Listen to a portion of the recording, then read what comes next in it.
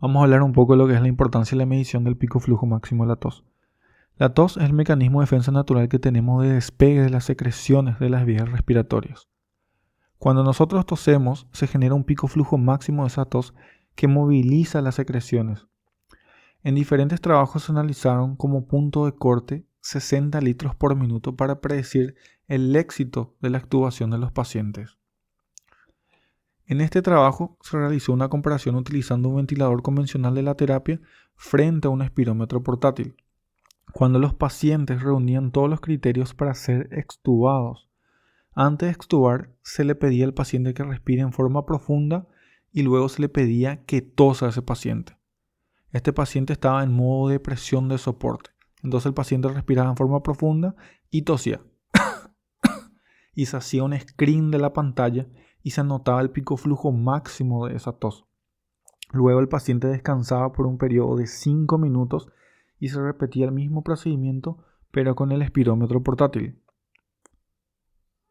Se analizó una muestra de 126 pacientes, de los cuales 15 de esos pacientes fueron reintubados. El punto de corte de flujo para predecir el éxito de la extubación en el espirómetro fue de 56 litros.4 y en el ventilador de 56 litros. Eso nos dio una sensibilidad del 73% para predecir el éxito de la extubación y una especificidad del 87 y 85% para decir qué pacientes no iban a tolerar. ¿Qué nos dice en este trabajo? Que utilizar un ventilador convencional para medir el pico flujo máximo de la tos es una práctica asequible y es segura, es decir, que podemos utilizar un ventilador convencional para medir el pico flujo máximo de la tos.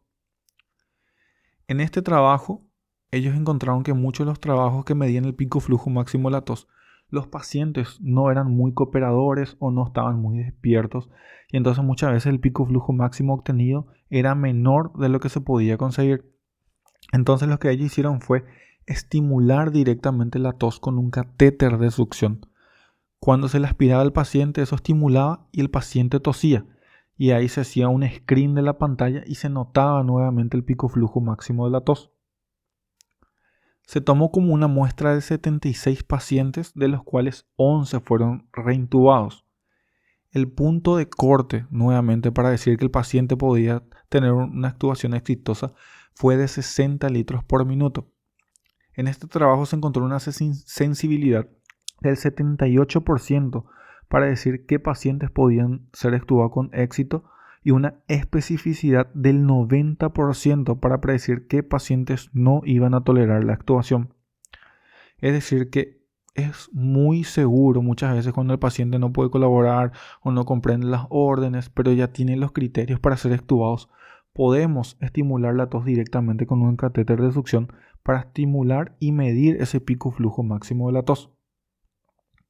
En este trabajo se realizó la medición del pico flujo máximo de la tos voluntario y el pico flujo máximo de la tos involuntario, estimulando esta tos suministrándole al paciente 2 ml de suero fisiológico para estimular la tos de estos pacientes. En este trabajo se tomó una muestra de 785 pacientes, de los cuales 144 fueron reintubados. Entre este resultado se obtuvo un punto de corte para predecir el éxito de la extubación en 63 litros por minuto. Eso nos dio una sensibilidad del 87% para predecir qué pacientes podían ser extubados y una especificidad del 66% de qué pacientes no podían tolerar la extubación. Es decir, realizar este tipo de práctica, ya sea la medición del pico flujo máximo de la tos involuntario o voluntario para los pacientes, puede ser una herramienta muy útil a la hora de predecir qué pacientes pueden tolerar la extubación.